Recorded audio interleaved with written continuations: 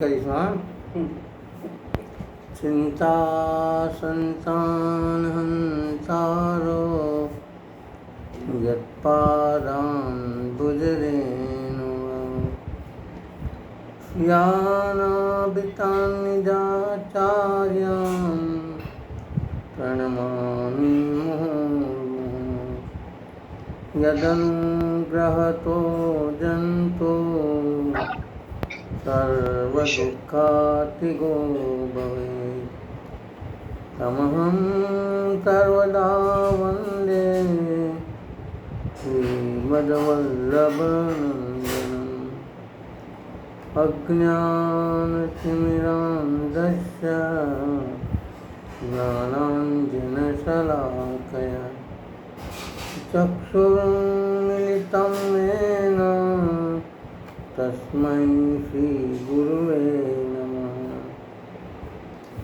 નમામિ હૃદયે શેષે લીલાક્ષીરાબ્ધિસાયિનં લક્ષ્મી સહસ્રલીલાભિં સેવ્યમાनं કલાનિધિં ચતુર્ભિશ્ચ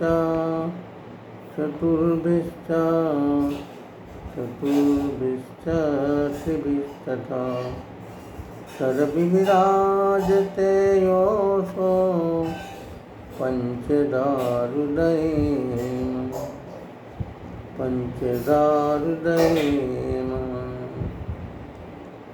नमो भगवते तस्मै कृष्णाय अद्भुतकर्मणे रूप नाम विभेदेन जगत्क्रीडति यो यतः सच्चिदानन्दरूपाय विश्वोत्पत्त्यादिहेतवे तापत्रयविनाशाय श्रीकृष्णाय वयं नमः.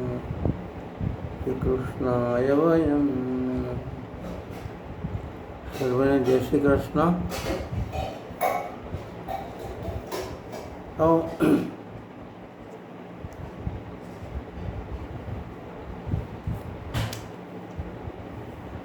આપણે ગઈ વખતે જે વાત કરતા હતા કે ભગવદ્ ગીતામાં ભગવાને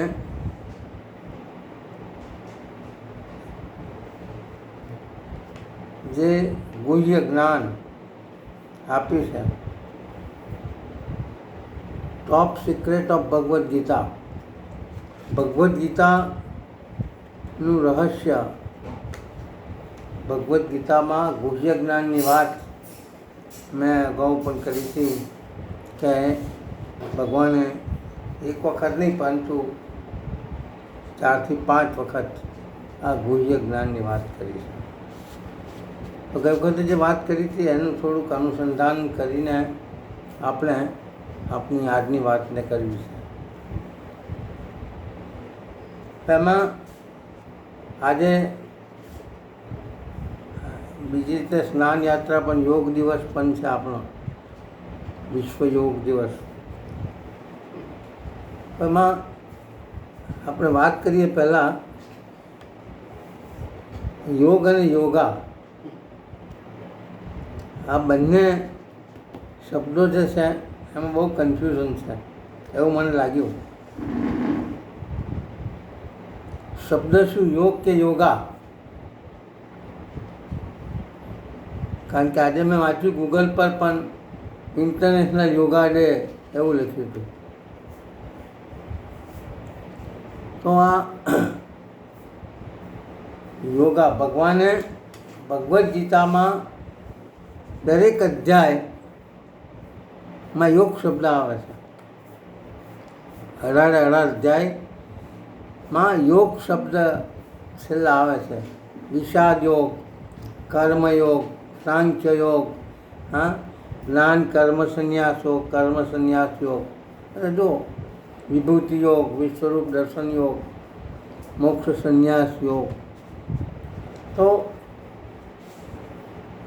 ભગવદ્ ગીતામાં જે યોગની વાત કરે છે ભગવાન, એ યોગ અને આપણે જે આ યોગની વાત કરીએ છીએ, એ બંને મારે બહુ એની વિગતમાં વાત નથી કરી, પરંતુ શબ્દ જે છે એ યોગ છે, યોગા નથી. યોગ ઇઝ બ્રોડર ટર્મ. યોગા એટલે એમાં ફક્ત આસન, જે બાહ્ય ક્રિયાઓ છે યોગની, એ બાહ્ય ક્રિયાઓ પર વધારે ભાર મૂકે. પતંજલિએ પણ અષ્ટાંગ યોગની વાત કરી. અષ્ટાંગ યોગના 8 અંગો છે. કયા? યમ, નિયમ, આસન, પ્રાણાયામ, પ્રત્યાહાર, ધારણા, ધ્યાન, સમાધિ. છેલ્લો સમાધિ. એટલે યોગનું મૂળ છે. યોગ એટલે આત્માનું પરમાત્મા સાથેનું જોડાણ. અને એ રીતે યોગ એટલે going from non two unknown.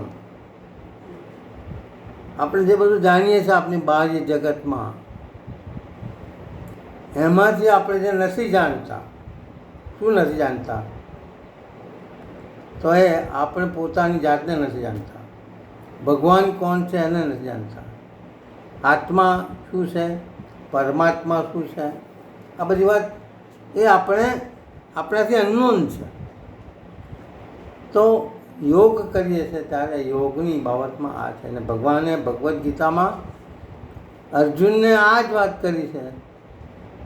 એ પછી વિષાદ યોગથી શરૂ કરીને છેક મોક્ષ સંન્યાસ યોગ સુધી ભગવાને એ જ વાત કરી છે કે અર્જુન, તું અને હું જુદા નથી. અત્યારે પ્રોબ્લેમ આપણો છે એ છે ડ્યુઆલિટીનો પ્રોબ્લેમ, દ્વંદ્વનો પ્રોબ્લેમ છે. હું અને તું, અહંતા અને મમતા, રાગ દ્વેષ, સુખ દુઃખ, આ બધા દ્વંદ્વો જીવનમાં છે. એ દ્વંદ્વોમાંથી મુક્ત કેવી રીતે થવું અને પરમાત્મા સાથે કેવી રીતે જોડાવું, ભગવત પ્રાપ્તિ કેવી રીતે થાય, આ મૂળ પ્રશ્ન છે. એટલે ભગવાને કીધું તત્ત્વમસી, તું તમ અસી. તું અને હું જુદા નથી, તું અને હું એક જ છે. પરંતુ અર્જુનને જે શરૂઆતમાં વિષાદ થાય છે, અને વિષાદમાં અર્જુનને વિષાદનું કારણ પોતાના મૂળ સ્વરૂપની એને વિસ્મૃતિ થઈ. હું કોણ છું? અને એને લઈને એ આ પોતાના સ્વજનો, આચાર્યો, સ્નેહીઓ, સંબંધીઓ એમાં જ એ ગૂંચવાયેલો રહેશે અને કંઈ સમજ નથી પડતી. એટલે આ એમાંથી અર્જુનનો વિષાદ, 3 રીતે અર્જુનનો વિષાદ થાય છે. ફ્રાઇટ, ભય, અહંતા, મમતા અને એને આ 3 પ્રકારની એની સમસ્યા છે. તો એ ભગવાન એને આ સમસ્યામાંથી કઈ રીતે બહાર લાવે છે, એ બધી વાત આપણે ભગવદ્ ગીતામાં કરીએ છીએ. મૂળ પ્રશ્ન આપણો જે છે કે આ ગુહ્ય જ્ઞાન ભગવદ્ ગીતામાં ભગવાને જે કહ્યું છે, એ ગુહ્ય જ્ઞાનની વાત આપણે ગઈ વખતે 15મા અધ્યાયના 6 અને 7મા શ્લોકમાં એને આધારે સમજવાનો પ્રયત્ન કર્યો છે ને કરી રહ્યા છે. તો ભગવાને એનું કારણ એ છે કે આ 15મા અધ્યાયના છેલ્લા શ્લોકમાં જ ભગવાન અર્જુનને કહે છે, છેલ્લો શ્લોક જે છે 20મો, એમાં ભગવાને આ જે ગુહ્ય જ્ઞાનની વાત છે ને એ શ્લોકમાં કરી છે.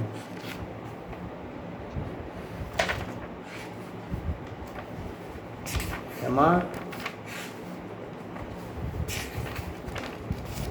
ઇતિ ગુહ્યતમ શાસ્ત્રમ ઇદમ ઉક્તમ ભયાનદ એષત તત્ બુદ્ધિમાન સ્વામ કૃત્વા કૃત્ય ભારત. હે અર્જુન, આ ઘણું રહસ્યમય ગોપનીય શાસ્ત્ર મેં તને કહ્યું, અને તત્વથી જાણીને માણસ જ્ઞાની અને કૃતાર્થ થઈ જાય છે. તો આ ગુહ્ય જ્ઞાનની વાત ભગવાને જે કરી એ કઈ ગુહ્ય જ્ઞાનની વાત કરી તેમાં, અને એમાં ભગવાને આ ગુહ્ય જ્ઞાનની વાત જે કરી છે એટલે ભગવાન અહીંયા બે વસ્તુ કહેવા માગે છે. ભગવાન આપણું મૂળ જે ધ્યેય છે જીવનનું, મનુષ્ય તરીકેનું, કે ભગવત પ્રાપ્તિ કઈ રીતે થાય, આ જીવનનું લક્ષ્ય દરેકનું, કે જીવનમાં સુખ શાંતિ આનંદની પ્રાપ્તિ, ભગવત પ્રાપ્તિ કેવી રીતે થાય. અને એ ઘણા વર્ષોથી, સદીઓથી માણસ જાત આ રહસ્યને શોધવા માટેનો પ્રયત્ન કરે છે. અને એ વાત ભાગવતમાં પણ કહી છે, ભગવદ્ ગીતામાં પણ કહી છે, અને મહાપ્રભુજી વલ્લભાચાર્ય પુષ્ટિ માર્ગમાં પણ આ વાત કરી છે. તો અહીંયા ભગવદ્ ગીતામાં ભગવાને કીધું કે અર્જુનને કહે છે કે અર્જુન, મને પામવા માટે, મારી પ્રાપ્તિ કરવા માટે, મારા ધામ સુધી આવવા માટે, પરમપદને પ્રાપ્ત કરવા માટે ભગવાન આ બે શ્લોકમાં વાત કરે છે. શું વાત કરે છે? ભગવાનને ક્યાં શોધવા? ભગવાન ક્યાં છે? જીવનું પરમ લક્ષ્ય જો ભગવત પ્રાપ્તિ હોય તો ભગવાન ક્યાં રહેશે એનું કોઈ એડ્રેસ છે ખરું? કારણ કે આપણે પેલું કહીએ છીએ ને, હરિ તારા છે હજાર નામ, કયા નામે લખવી કંકોત્રી. તો ભગવાન ક્યાં છે, ક્યાં રહેશે? ભગવાનને આપણો કોઈ મેસેજ મૂકવો હોય, મોબાઈલ કરવો હોય, SMS કરવો હોય, તો ભગવાનને કયા એડ્રેસ પર કરવું? આ બહુ મહત્વનું. અને માણસ જાત સદીઓથી આ રહસ્યને પામવા માટે જ મથી રહ્યો છે. પરંતુ ભગવદ્ ગીતામાં ભગવાને આ બહુ સ્પષ્ટ કર્યું છે. અને શું સ્પષ્ટ કર્યું? ભગવાન અર્જુનને કહે છે, અર્જુન, મારું પરમધામ જે છે એ પરમધામ ક્યાં છે? તો એ કહે છે 6થા અધ્યાયમાં, ન તદ ભાસયતે સૂર્ય ન શશાંક ન પાવક તત ગત્વા ન નિવર્તન્તે તત ધામ પરમ મમ. આ બહુ મહત્વની વાત ભગવાને અર્જુને કરી. એટલે અહીંયા ભગવાને પોતાના પરમધામના બે એડ્રેસ આપ્યા છે. મેં ગઈ વખત વાત કરી. પરમધામ ક્યાં છે? તો ભગવાન કહે છે મારું પરમધામ ક્યાં છે? તો પહેલી વાત કરીશું, ન તદ ભાસયતે સૂર્ય, કે જ્યાં સૂર્ય પ્રકાશિત થતો નથી, જ્યાં સૂર્યનો પ્રકાશ પહોંચી શકતો નથી. આ પહેલી વાત. બીજી શું વાત કરી? ન શશાંક ન પાવક, જ્યાં ચંદ્રમાનો પ્રકાશ પણ પહોંચતો નથી અને જ્યાં અગ્નિ પણ પહોંચતો નથી. તો હવે જે સૂર્ય સમગ્ર વિશ્વને પોતાના પ્રકાશથી પ્રકાશિત કરે છે, સૂર્ય જો ના ઉગે તો શું થાય? વિશ્વમાં અંધારું ફેલાઈ જાય ને. અને અંધારું ફેલાય તો ઘણી બધી અરાજકતા આવે, અશાંતિ ઊભી થાય. અને તો એ ભગવાન તો એ કહે છે કે તારે મને શોધવો હોય, મારું એડ્રેસ જોઈતું હોય તો મારું એડ્રેસ પહેલી આ છે. કયું? ન તદ ભાસયતે સૂર્ય. સૂર્યનો પ્રકાશ જ્યાં પહોંચતો નથી, જ્યાં ચંદ્રનો પ્રકાશ, ચંદ્રનું તેજ પહોંચતું નથી, જ્યાં અગ્નિ પહોંચતું નથી, એ કહેશે. એને બીજી વાત શું કરી ભગવાને? બીજી એની સાથે શું કીધું? યદ ગત્વા ન નિવર્તન્તે, ભગવાન અર્જુનને કહે છે, અર્જુન એક વખત જે મારા પરમધામમાં આવી જાય છે એનું ફરીથી પાછું સંસારમાં આવાગમન થતું નથી.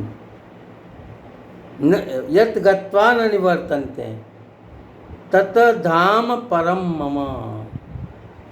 તો ભગવાન અર્જુનને આ બીજી વાત કરી કે અર્જુન જે મારા ધામમાં આવી પહોંચી જાય છે એને પછી સંસારની આવાગમન, સંસારના આટાપાટામાં આવવાનું રહેતું નથી, એનો પુનર્જન્મ થતો નથી. આ બહુ મોટી વાત ભગવાને કરી. મેં ગઈ વખતે પણ વાત કરી. આ પુનરાવર્તન એટલા માટે થોડું કરું છું કે આને બહુ જ સમજવા ને ભગવાને આમાં પોતાનું બહુ ગૂઢ જ્ઞાન આપ્યું છે. આપણે બધા ફાફા મારીએ છીએ, મરી જાય માણસ પછી ક્યાં જાય છે માણસનું શું થાય? તો પરમધામની પણ બાબતમાં કોઈ સ્પષ્ટતા નથી. પરમધામ કેટલાક કહે છે સ્વર્ગલોક, બધા જુદા જુદા નામથી ઓળખે છે પરમધામને, ભગવાનના ધામને. કોઈ સ્વર્ગલોક કહે છે, કોઈ દેવલોક કહે છે, કોઈ બ્રહ્મલોક કહે છે, કોઈ શિવલોક કહે છે, કોઈ ગોલોક કહે છે, કોઈ વૈકુંઠ કહે છે. પ્રભુનું પરમધામ કયું? આ ભગવાન ભલે જે નામથી આપણે પરમધામને ઓળખીએ, જેને જેમાં શ્રદ્ધા હોય, જે શિવને માનતો હોય, એમ માને કે મૃત્યુ પછી માણસ શિવલોકમાં જાય છે, કારણ કે શિવ એના ઈષ્ટદેવ હતા. કોઈ માતાજીમાં માનતો હોય, કોઈ ગણપતિમાં માનતો હોય, કોઈ હનુમાનજી માનતો હોય. તો આ બધા જ દેવી દેવતાઓ એ ભગવાનના ધામમાં છે, નથી એવું. ભગવાનનું પરમધામ એમાં બધા જ છે.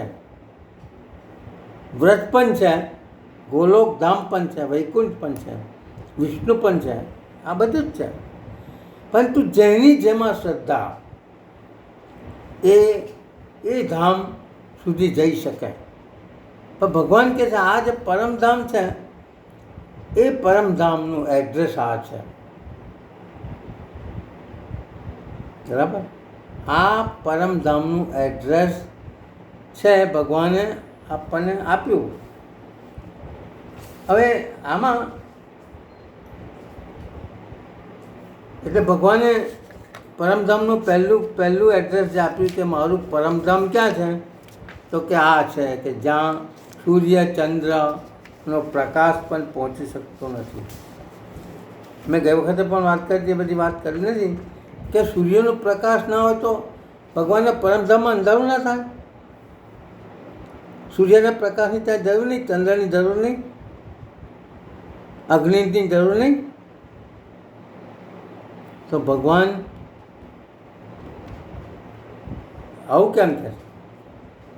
ન તદ ભાષાએ તે સૂર્ય ન શશાંક પાવકો. તો આનું જે કારણ છે કે ભગવાનને કોઈ પ્રકાશની જરૂર નથી. ભગવાન પોતે સ્વયં પ્રકાશ છે, સ્વયં પ્રકાશ છે. પ્રકાશની જરૂર કોને પડે? આપણને જરૂર પડે. કારણ શું કે આપણે સૂર્ય પર આધારિત છે. ભગવાન સૂર્ય પર આધારિત છે નથી. 12મા શ્લોકમાં ભગવાન પાછા કહે છે કે સૂર્ય ચંદ્ર જે તેજ પ્રકાશ મેળવે છે એ મારામાંથી જ મેળવે છે. ભગવાન 12મા શ્લોકમાં પણ આ સ્પષ્ટતા કરી છે. એટલે ભગવાન એબવ સૂર્ય છે, સૂર્યથી પર છે ભગવાન. પરંતુ એડ્રેસ આપવા માટે ભગવાને કીધું કે આપણે જે માનીએ છીએ સૂર્યનો પ્રકાશ હોય ત્યાં સુધી, એટલે આપણા વૈજ્ઞાનિકો સૂર્ય સુધી જવાની વાત કરે છે. અત્યારે પહોંચ્યા પછીની વાત છે કે આગળ શું હશે. એટલે જે બ્લેક હોલ થિયરી છે એ બ્લેક હોલ થિયરી બ્રહ્માંડની શોધે છે, પરંતુ હજુ વૈજ્ઞાનિકો એ અહીં સુધી પહોંચ્યા છે. એટલે મૂળ જે પ્રશ્ન છે કે ભગવાને આ એડ્રેસ આપ્યો. હવે એટલે ભગવાને એના પરમધામનું વર્ણન જે કર્યું, એટલે ભગવાન કહે છે કે દરેક જીવનું જે ધ્યેય છે ભગવત પ્રાપ્તિનું, એનું કારણ શું? શા માટે આપણે બધા ભગવાનના પરમધામની વાત કરીએ છીએ, ભગવત પ્રાપ્તિની વાત કરીએ છીએ? એનું કારણ શું? શા માટે આપણે ભગવત પ્રાપ્તિ કરવી છે? આપણે હિન્દુ ધર્મમાં તો બરાબર છે, પરંતુ બીજા મુસ્લિમ ધર્મ, ખ્રિસ્તી ધર્મ એ તો આત્મામાં માનતા જ નથી, એ પુનર્જન્મ માનતા જ નથી. તો એમને ભગવત પ્રાપ્તિની જરૂર નથી એવું થાય એનો અર્થ? એ વાત જુદી છે. પરંતુ ભગવાન કહે છે કે આ મારું પરમધામ છે, અને પરમધામમાં જીવને આવવું છે. શા માટે? એનું કારણ શું? તો ભગવાને એની સ્પષ્ટતા પણ કરી છે 8મા શ્લોકમાં. શું કર્યું? શા માટે જીવનું પરમ ધ્યેય ભગવત પ્રાપ્તિ છે? તો મેં કહેશે મમ વાંશે જીવલોકે જીવભૂતો સનાતન મનુષ્યાની ઇન્દ્રિયાની પ્રકૃતિયાની સ્થાની કરશતી. હે અર્જુન, આ દેહમાં રહેલો સનાતન જીવાત્મા મારો જ અંશ છે, અને એ જ પ્રકૃતિમાં રહેલે 5 ઇન્દ્રિયોને 5 ખેંચે છે. તો આ બહુ બીજી મહત્ત્વની વાત ભગવાને કરી. પરમધામની વાત જે કરે છે, આ પરમધામનું ભગવાને પોતાનું એક જ એડ્રેસ આપ્યા, હજુ બીજી બાકી છે, જે બહુ જ મહત્વપૂર્ણ છે. આ તો ભગવાને કીધું કે મારું એડ્રેસ જાણવું હોય તો મારું એડ્રેસ આ છે, પરંતુ ક્યાં સુધી કેવી રીતે પહોંચાય એ વાત ભગવાન આગળ જ કરશે, હજુ નથી કરી. ફક્ત અહીં તો પરમધામની વાત કરી છે કે આ મારું પરમધામ છે, જ્યાં સૂર્યચંદ્ર પણ પહોંચી શકતા નથી. અને એનું કારણ ભગવાને કીધું મમ વાંશે જીવલોકે જીવભૂતો સનાતન. તો દરેક જીવનું જે ધ્યેય છે ભગવત પ્રાપ્તિનું, એ ભગવત પ્રાપ્તિનું ધ્યેય શા માટે છે? તો અહીંયા ભગવાને સ્પષ્ટતા કરી કે આ જીવ જે છે, જીવ શા માટે મારી પ્રાપ્તિ, મારા પરમધામમાં આવવાની વાત કરે છે? એને પરમધામ શા માટે જાણવું છે? તો એનું કારણ ભગવાન કહે છે કે આ જીવ છે એ મારો જ અંશ છે. આ બહુ મહત્ત્વની વાત કરી. જીવ એ મારો અંશ છે, એટલે અંશ હોય એને અંશને મળવાની બહુ સ્વાભાવિક ઈચ્છા થાય. મેં ગત વખતે એક્ઝામ્પલ પણ આપ્યું હતું કે નદી હોય, એ નદીનું મૂળ સ્ત્રોત છે સમુદ્ર, સાગર. અને એટલે નદી સામાન્ય રીતે સાગર, સમુદ્ર તરફ આગળ જતી હોય છે. એટલે અંશ જે છે એ હંમેશા અંશી તરફ જ, અંશીને પ્રાપ્ત કરવાનું જ એનું ધ્યેય હોય, એ તરફ જવાની જ એની ગતિ હોય. અને એટલે ભગવાને કીધું કે મારું પરમધામ જે છે એ પરમધામ એ આ છે. પરંતુ એનું કારણ ભગવાન કહે છે કે આ પરમધામની પ્રાપ્તિ એ દરેક જીવ કરવા માગે છે, કારણ કે જીવ મારો અંશ છે. હવે પ્રશ્ન એ છે કે આપણે ભગવાનના અંશ છે, તેથી જ ભગવાનનું જે ધામ છે એ જીવનું ધામ છે. ખ્યાલ? જો જીવ અને અંશ, ભગવાન કહે છે જીવ મારો જ અંશ છે, તો આ અંશનું ધામ, ભગવાને પોતાનું ધામ તો બતાવ્યું કે મારું ધામ આ છે, તો જીવનું ધામ કયું? તો જીવનું ધામ પણ જીવ અંશ છે, એટલે અંશીનું જે ધામ છે એ જીવનું ધામ છે. કારણ કે જીવ અને અંશ અને અંશી બંને એક જ છે, એક જ છે, એક જ હતા. એટલા માટે ભગવાન કહે છે, એટલે 8મા અધ્યાયના 21મા શ્લોકમાં ભગવાને આ વાત કરી છે કે જ્યાં સુધી આપણે આ નથી જાણતા કે આપણે આપણું પરમધામ કયું છે આપણે નથી જાણતા, અને એટલે આપણે શું કરીએ છીએ કે આપણે આ સંસારના આવાગમનમાં જ આટાપાટીમાં જ ફસાયેલા રહે છે.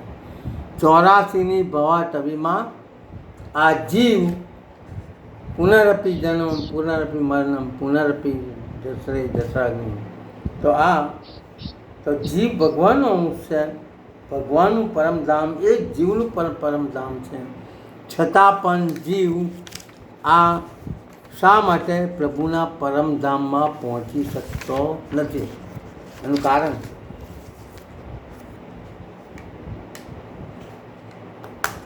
તો શા માટે જીવ આ અંશ ભગવાનનો હોવા છતાં પણ ભગવાનને કેટલી જીવ શું માને છે કે જીવ પોતાનું પરમધામ ભૂલી ગયો છે.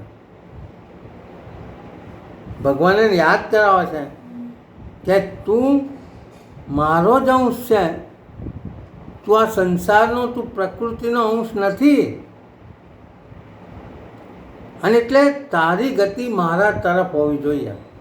મેં ગઈ વખતે પણ એક્ઝામ્પલ આપ્યું હતું, સિંહના ઘેટાના ટોળામાં સિંહનું બચ્ચું જાય ત્યારે એનું એ માને છે કે હું ઘેટાનું જ બચ્ચું છું. એટલે આપણે પણ એમ માનીએ છીએ કે ભગવાનની પ્રકૃતિ જે છે એ પ્રકૃતિનો જ એક ભાગ આપણે છે, અને એટલે ભગવાનના અંશ હોવા છતાં પણ આપણે ભગવાનને પરમધામનું એડ્રેસ એનું પોતાનું આપ્યું છતાં પણ એ પરમધામમાં આપણે પહોંચી શકતા નથી. અને જે પ્રકૃતિને આપણે આપણી માનીએ છીએ, પ્રકૃતિ એટલે આ શરીર, જડ, ચેતન, આ બધી જે બાહ્ય પદાર્થો છે, જડ, ચેતન, શરીરના સંબંધો, આ બધા જે છે એ પ્રકૃતિના જ ભાગ છે. તો ભગવાનની આપણા પર કેટલી મોટી કૃપા! ભગવાન અહીંયા ગેરંટી આપે છે કે તું મારો જ અંશ છે, મમ વાંશે જીવલોકે. ભગવાન અહીંયા પોતે ગેરંટી આપે છે કે તું મારો જ અંશ છે, અને તારે મારા ધામમાં જ આવવાનું છે, અને મારું ધામ આ છે. પણ તું જીવે માની બેઠો કે ના, આ સંસાર એ જ મારું ધામ છે, આ સંસાર એ જ મારું ધામ છે. પણ તો સંસાર માણસને ક્યાં સુધી સ્વીકારે છે? જ્યાં સુધી જીવમાં ભગવાન અંશ છે ત્યાં સુધી, આત્મા છે ત્યાં સુધી. એટલે ભગવાન તો સ્વીકારે છે કે તું મારા અંશ છે, તું મારી પાસે આવે. પણ તો આ શરીર છે, શરીરના સંબંધો છે, આ સંસાર છે, એ સંસાર શરીર એ આપણા છે ખરા? આપણા ક્યાં સુધી? સંસાર ક્યાં સુધી? મારું ને તારું ક્યાં સુધી? અહંતા ને મમતા ક્યાં સુધી? જ્યાં સુધી આપણે છે ત્યાં સુધી, શરીરમાં જ્યાં સુધી પ્રાણ છે ત્યાં સુધી. જેવો શરીરમાંથી પ્રાણ જાય ત્યાર પછી એ શરીર એ જળ બની જાય છે, અને પ્રકૃતિ સંસાર પણ એને સ્વીકારતો નથી. એટલે આ બહુ મહત્ત્વની વાત ભગવાને આ 2 શ્લોકમાં કરી કે ભગવાન કહે છે કે વાસ્તવિકતા ભગવાને પ્રગટ કરી કે જીવને આ ખબર નથી. હું તો સામેથી કહું છું, શ્રીનાથજી બાબા તો સામેથી હાથ ઊંચો કહીને આપણને બોલાવે છે, પરંતુ મંદિરમાં પણ જાય છે, ભક્તિ બધું કરીએ છીએ, પરંતુ એ ફક્ત આપણા સંતોષ ખાતર. હકીકતમાં વાસ્તવિકતા એ છે કે આપણું વલણ જે છે, સંસારનું જે મેગ્નેટ છે ને, સંસારનું જે લોહચુંબક જે છે એ સંસાર તરફ જ ખેંચે છે. અને એટલે ભગવાન કહે છે કે આ જીવ મારો અંશ હોવા છતાં પણ મારા સુધી પહોંચી શકતો નથી. એનું કારણ શું? તો વચ્ચે કહે છે માયા છે, માયાનું આવરણ છે. જે આ માયાનું આવરણ ને દૂર કરી શકે, જે આ સંસારના સંબંધોમાંથી પોતાની જાતને મુક્ત, એટલે કે જીવ બદ્ધ છે, બદ્ધ એટલે સંસારથી બંધાયેલો, સંસારના સંબંધોથી બંધાયેલો છે, અહંતા મમતામાં ફસાયેલો છે. તો ભગવાન કહે છે કે જ્યાં સુધી જીવ એ આ બધા બંધનોને પોતાના માને છે, સંસારને પોતાનો માને છે, ત્યાં સુધી જીવનું મારા ધામ સુધી આવવું એ શક્ય નથી. તો પછી પ્રશ્ન એ થાય કે આ બધા જે મરી જાય છે, આપણે જેને શ્રદ્ધાંજલિ આપીએ છીએ, બધા ક્યાં જાય છે? તો ક્યાં જતા નથી, પાછા જ આવે છે. કારણ કે જ્યાં સુધી જીવનમાં પાપ પુણ્યનો સરવાળો શૂન્ય ન થાય, ત્યાં સુધી આ ચક્કર ચાલુ રહેશે. દરેકને પોતાના કર્મ પ્રમાણે પછી યોનિમાં જન્મ મળે, એ વાત જુદી છે. પરંતુ ભગવાન કહે છે કે એને આ બધા જીવ હોવાને કારણે જીવને આ સંસારના આવાગમનમાંથી મુક્તિ મળતી નથી. અને એટલે ભગવાન કહે છે કે મારી પ્રાપ્તિના, મહાપ્રભુજી પણ આ વાત, એ બધી વાત કરવી નથી મારે. હવે ભગવાન કહે છે કે આ જીવ મારો અંશ છે ને મારું પરમધામ આ છે. તો પરમધામમાં કેવી રીતે જવું, કેવી રીતે પરમધામ સુધી પહોંચવું, એની વાત પણ ભગવાને ભગવદ્ ગીતામાં કરી છે. શું કરી? તો ચોથા શ્લોકમાં ભગવાને જે વાત કરી છે, ચોથા શ્લોકમાં કહે છે કે જીવ જ્યાં સુધી પોતાને એમ માને છે કે હું સંસારનો, પ્રકૃતિનો જે ભાગ છું, ત્યાં સુધી જીવને અંશ અને અંશી બંને જુદા છે. પરંતુ જ્યારે જીવ એમ કે તમ પુરુષમ એવ પ્રપદ્યે, ચોથા શ્લોકમાં ભગવાન કહે છે કે જીવ એમ કે હું એ પરમાત્માના શરણે છું, એ પદ વડે પોતાની જાતને પરમાત્મામાં જોડાવાની વાત કરે છે. આ ચોથા શ્લોકમાં જ ભગવાને બીજી વાત કરી કે જીવને મારા પરમધામ સુધી પહોંચવું હોય, જીવ મારો અંશ હોવાથી એ મારા સુધી પહોંચવું હોય, તો એને માટે ભગવાને 3 રસ્તા બતાવ્યા. કયા 3 રસ્તા? કે જ્ઞાન માર્ગ છે, કર્મ માર્ગ છે અને ભક્તિ માર્ગ. કે મારા પરમ પદ સુધી પહોંચવા માટે આ 3 માર્ગ છે. અને 3 માર્ગમાંથી જેને જે માર્ગે પસંદ હોય એ માર્ગે એ મારા સુધી પહોંચી શકે. કારણ ભગવાનને બહુ ચિંતા છે, એટલા માટે કે ભગવાને કીધું કે મમ માઉં છે જીવ લોકે. આ જીવ મારો અંશ છે, એટલા માટે મને ચિંતા છે જીવની, કે જીવ આ સંસારની ભવાટવીમાંથી કેવી રીતે મુક્ત થાય. અને પરંતુ ભગવાને કીધું કે એની શરત એ છે કે એ મારા શરણમાં પહેલાં આવે અને એ મારી સાથે જોડાય, એ વાત કરે છે. આમાં તુલસીદાસજીએ પણ એ વાત જે કરી છે, એક તુલસીદાસજી કહે છે કે बिगड़ी जन्म अन केरी सुधरे अब ही आज, होई राम के नाम जपू तुलसी तजी कुसुमाजी. तुलसीदास जी કહે કે ભગવાનના કેવળ મન બુદ્ધિ જોડવાની પોતાની જાતને, એટલે કે ભગવાનમાં પોતાના મનને જોડવું, પોતાની જાતને ભગવાનમાં જોડવી એ જ શ્રેષ્ઠ છે. એટલે ભગવાનની શરણાગતિ, ભગવાનની શરણાગતિ, ટોટલ સરેન્ડર જે છે. ભગવાને પોતાનું બીજું એડ્રેસ જે આપ્યું એ આ કીધું કે પેલું પરમધામની વાત જે ભગવાને કરી, ભગવાને એડ્રેસ તો આપ્યું પરમધામનું, પરંતુ પરમધામ આપણા મનમાં કંઈ બેસતું નથી. ત્યાં સુધી કેવી રીતે પહોંચાય? એટલે બધા દૂર, જ્યાં સૂર્ય પણ નથી પહોંચી શકતા, આપણે કેવી રીતે પહોંચી શકીએ? તો ભગવાન કહે છે વાંધો નહીં, જીવને ભગવાન કહે છે કે જીવ ત્યાં સુધી પહોંચવાની અને ત્યાં સુધી લઈ જવાની મારી જવાબદારી.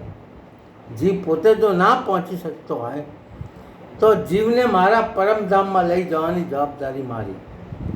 પરંતુ એ માટે જીવે મારા શરણમાં આવવું પડે, મારી ભક્તિ કરવી પડે. એટલે અહીંયા ભગવાને 15મા અધ્યાયમાં જે બધા માર્ગ, 3 માર્ગની વાત કરી ને આપણે, જ્ઞાન માર્ગ, કર્મ માર્ગ અને ભક્તિ માર્ગ, અહીંયા ભક્તિની વિશેષતા બતાવી છે ભગવાને.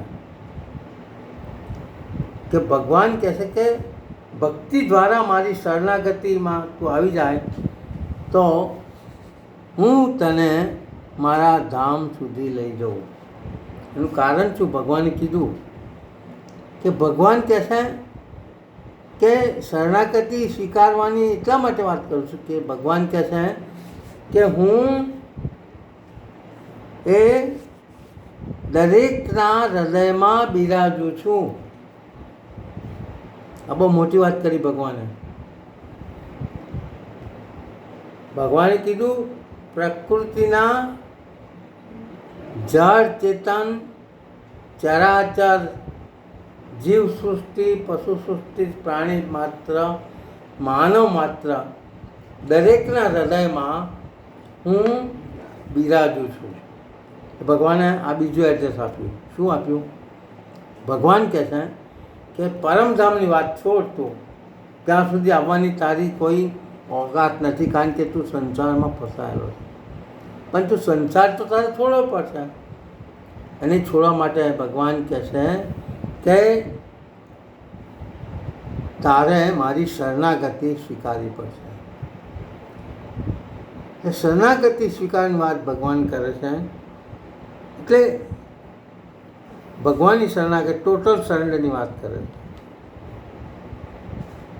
પરંતુ ભગવાનની સાથે પોતાની જાતને મનથી જોડવાની વાત ભગવાન કરે છે. આ જે વાત કરી છે, કારણ શું?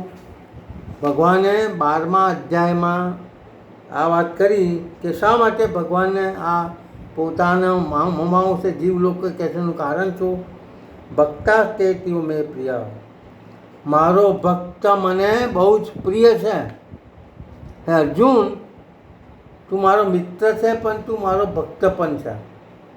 અને એટલે જે મારી શરણાગતિ સ્વીકારીને મારા શરણમાં આવે છે એની હું જવાબદારી લઉં છું. કારણ કે અહમ ભક્ત પરાધીના, ભક્ત વત્સલ છે ભગવાન. એટલે ભગવાનની સાથેનો આપણો ભાવ છે જીવ લોકો જે કહે છે એનું કારણે કે ભગવાન કહે છે 3 વસ્તુ તારે માનવી પડે. શું? પહેલી વાત કે આ શરીર મારું નથી. આ શરીર, આ પ્રકૃતિ એ મારી નથી.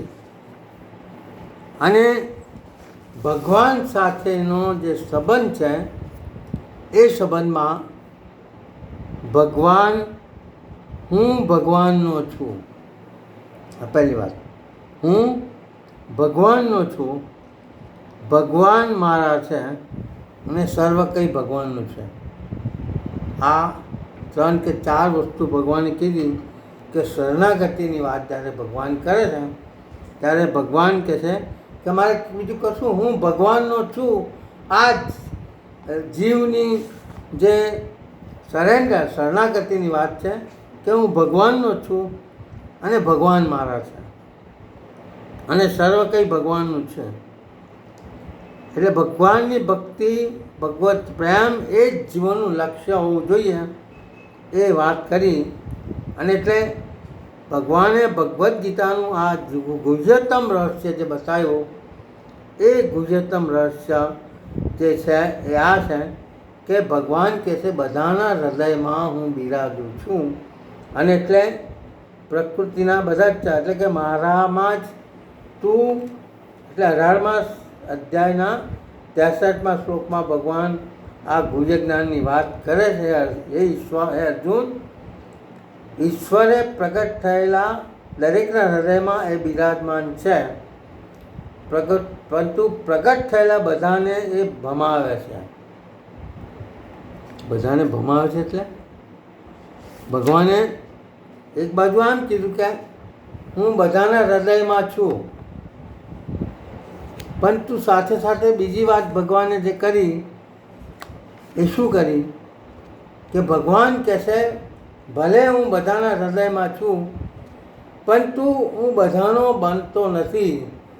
જે એનું કારણ શું કે ભગવાન પોતાની માયાનું આવરણ જે છે એ દરેક જીવને પોતાના આવરણથી, પોતાના સ્વરૂપથી દૂર રાખે છે. આ વાત કરી તો આપણે આ ભગવાને જે રહસ્ય કીધું કે ઈશ્વર સર્વભૂતાનામ હૃદય અર્જુન તિષ્ઠતિ, કે અર્જુન હું બધાના હૃદયમાં બિરાજું છું, પરંતુ જે મારી માયાના આવરણને ભેદીને મારા સુધી પહોંચી શકે એનો હું થઈ જાઉં છું, એને હું મારા પરમધામમાં લઈ જાઉં છું. અને એટલે તો શરણાગતિમાં જવાની વાત ભગવાને શું કરી? કૃષ્ણ શરણાગતિ એટલે શું? કૃષ્ણની શરણાગતિ એટલે આપણા મહાપ્રભુજી કહે છે શ્રી કૃષ્ણ શરણમ મમ. આ 8 શબ્દનો મંત્ર જે આપ્યો એ શ્રી કૃષ્ણની શરણાગતિ છે. એટલે 7મા શ્લોક ભગવાન જે કહે છે મમ વાંશે જીવ લોકે જીવભૂતો સનાતન, કે ભગવાન કહે છે આ જીવ મારો જ અંશ છે, પરંતુ પોતાના સ્વરૂપની વિસ્મૃતિ થવાથી આ જીવમાં માયાનું આવરણ આવ્યું છે, અને માયાનું આવરણ જો દૂર કરવું હોય તો જીવે મારી શરણાગતિ સ્વીકારજે. શ્રી કૃષ્ણ શરણમ મમ. હવે અહીંયા પ્રશ્ન છે કે આ ભગવાનના શરણે જવાની વાત જે ભગવાને કરી શરણાગતિની, તો શરણે જવું એટલે શું? What do you mean by surrender? શરણાગતિ એટલે શું? ભગવાને આજે વાત કરી એટલે ભગવાન કહે છે કે મારા સુધી પહોંચવાનું, ભલે મારે બધાના હૃદયમાં બિરાજું છું, પરંતુ ભગવાન કહે છે કે મારા સુધી પહોંચવા માટે મસ્તિષ્કથી હૃદય સુધી, એટલે ભગવાનને આપણી વચ્ચેનું અંતર 14 ઇંચનું જ છે, 14 ઇંચનું જ અંતર છે. જો એ અંતર આપણે દૂર કરી શકીએ, એટલે મસ્તિષ્કથી હૃદય સુધી જો આપણે પહોંચી શકીએ તો ભગવત પ્રાપ્તિ થાય. અને ભગવાન કહે છે એ હું ગેરંટી આપું છું કે એ જીવને હું મારા પરમધામમાં લઈ જઈશ, એનું સંસારનું આવાગમન દૂર થશે. આનાથી મોટી ગેરંટી કઈ? પ્રશ્ન પણ એ છે કે શરણે જવું એટલે શું? શરણે જવાની વાત જે કરે છે ભગવાન, મસ્તિષ્કથી હૃદય સુધી કેવી રીતે આવવું? કારણ કે મસ્તિષ્કમાં તો ઘણું બધું ભરેલું છે કે નહીં? સંસારની બધી જ માયા આ મસ્તિષ્કમાં છે. કામ, ક્રોધ, લોભ, મોહ, મત્સર, મારું તારું, રાગ, દ્વેષ, સુખ, દુઃખ, આ બધું જ છે મસ્તિષ્કમાં. અને એટલે શરણે જવાની વાત છે, એટલે ભક્તિ કરવી, અહીંયા ભગવાને બહુ સ્પષ્ટતા શરણાગતિની વાત જે કહે છે, શ્રી કૃષ્ણ શરણમની જે વાત છે ને, એ શ્રી કૃષ્ણ શરણમની વાત જે છે એ વાત બહુ જ મહત્ત્વની છે. અને એ શ્રી કૃષ્ણ શરણમનો અર્થ શું થાય?